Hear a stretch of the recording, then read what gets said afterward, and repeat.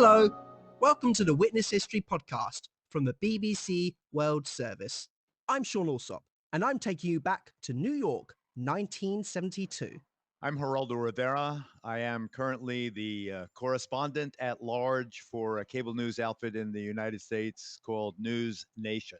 Geraldo Rivera is one of the most well-known journalists on U.S. television. Worked for Fox News, 8 years at Dateline NBC, and my syndicated talk show. His infamous talk show, which ran from 1987 to 1998, made him a household name. It was kind of raucous, and before that, I was a founding cast member of both Good Morning and Good Night America. But back in the early 70s, he was just starting out on his career. I started as a local newsman. And at the same time, getting to know one of the most famous couples on the planet. I met them down in the West Village, kind of the bohemian section of Manhattan. John Lennon and Yoko Ono. They had come to New York just a few months before. The Beatles had only broken up a year before. This is the story of John Lennon's final headline concerts and a young reporter's role in making them happen. I can't quite, even to this day, get my arms around the fact that I was a central figure in presenting John Lennon back and doing a fully rehearsed concert. The idea came after John saw one of his new friend's investigations on TV. Geraldo was looking to make a name for himself as a television news reporter.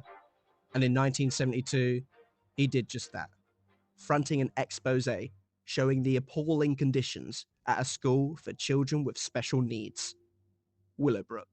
There were over 5,000 residents, inmates, whatever you want to call them, mostly young people. Willowbrook State School opened in 1948, and at the time was one of the largest institutions of its kind anywhere in the world. Place stunk, it was filthy. They were stuffed into wards where there were 50, 60 young people basically left unattended. There was one attendant for 50 or 60 of them. I was a young reporter, and we just were filming, and I kind of went into automatic mode, the cameraman filming and my commentary, and we escaped without being caught by the guards, put the film on television in New York, and it was very explosive. The audience reacted in a way they had not reacted maybe to anything ever. It was quite dramatic. The Willowbrook expose was the first week in January of 1972. And I got a call from Yoko after the story aired. And it was really their idea they broached the idea of a benefit concert. And I, of course, was thrilled. And that's how John and Yoko got involved. John and Yoko had agreed to do a concert at Madison Square Garden to raise funds for Willowbrook. But this was a very anxious time for John Lennon. 8 years earlier, he had achieved worldwide fame following the Beatles' performance on The Ed Sullivan Show. But now, the sounds of screaming fans have been exchanged for shouts at protests and rallies. John became an outspoken figure in the media, particularly when it came to the USA's ongoing war in Vietnam. They were unsettled. They were deeply engaged in anti-war politics. They were being pursued by federal authorities. John had been issued a deportation notice by the US government stemming from a marijuana possession offense he was charged with in the UK in 1968. They focused on all anti-war agitators, but John and Yoko, particularly because of their immigration status, made them vulnerable. Adding to the pressure, this was the first time John had been scheduled to perform a full concert since the Beatles' 1966 US tour, where he courted controversy for saying the band were more popular than Jesus. Following those shows, his only handful of performances were all surprise or guest appearances. A Toronto Peace Festival, various protest rallies, and a rooftop. The concert was announced on television in early August 1972, with the event happening later that month. The show was called One-to-One, highlighting the importance of one-to-one care, and tickets sold out immediately. John Lennon was back, live, in concert. Geraldo wanted to maximize the impact of the show and organized a daytime event to really drive home the message. It was the day of the concert. Thousands of children with disabilities, each paired with a volunteer, gathered together in New York's Central Park for a day of activities. This concept of one-to-one, where you need intensive physical contact with these folks. You got to really help them maximize their potential in terms of language and work skills or just living skills. So the mayor proclaimed New York one-to-one day. The one-to-one day was going well. However, Geraldo soon ran into a problem. So I went down to the garden to get everything ready. We had added, just the day before, announced on the radio, we were adding a second show, the matinee. We realized the garden had not sold out. It was a physical impossibility given the short turnaround. I got to John, and John, I said, the place is going to be half full. What are we going to do? And he said that he would pay for it. And I said, you're going to pay for the seats? He said, yeah. And so we brought the volunteers and some of the kids to the first show. The evening show was a different story.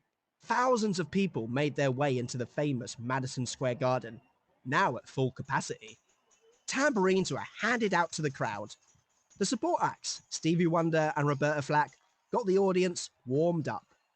It was time for John and Yoko to headline the bill. Picture Madison Square Garden, capacity 25,000, jammed to the rafters. We were probably 5,000 over capacity. It was palpable, the excitement, the buzz. John was this fabled character. He's about to walk out. There's a feeling of intense anticipation. It is unbelievable. I got to be the announcer. About the next act. We weren't really raising enough money, so they said not only will we perform, but we will pay $60,000 to the children.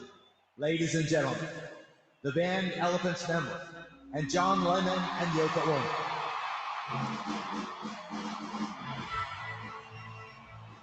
Wearing sunglasses and an army jacket, John performed all of his solo hits, dedicating Imagine to the cause.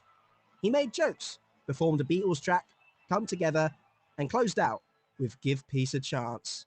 Tried very hard not to confuse my real recollections with fantasy recollections, but I just remember feeling enormous pride when they stepped up there.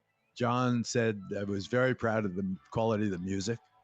The concert raised $250,000 for Willowbrook, and the awareness it generated contributed to the creation of the Developmentally Disabled Assistance and Bill of Rights Act of 1975.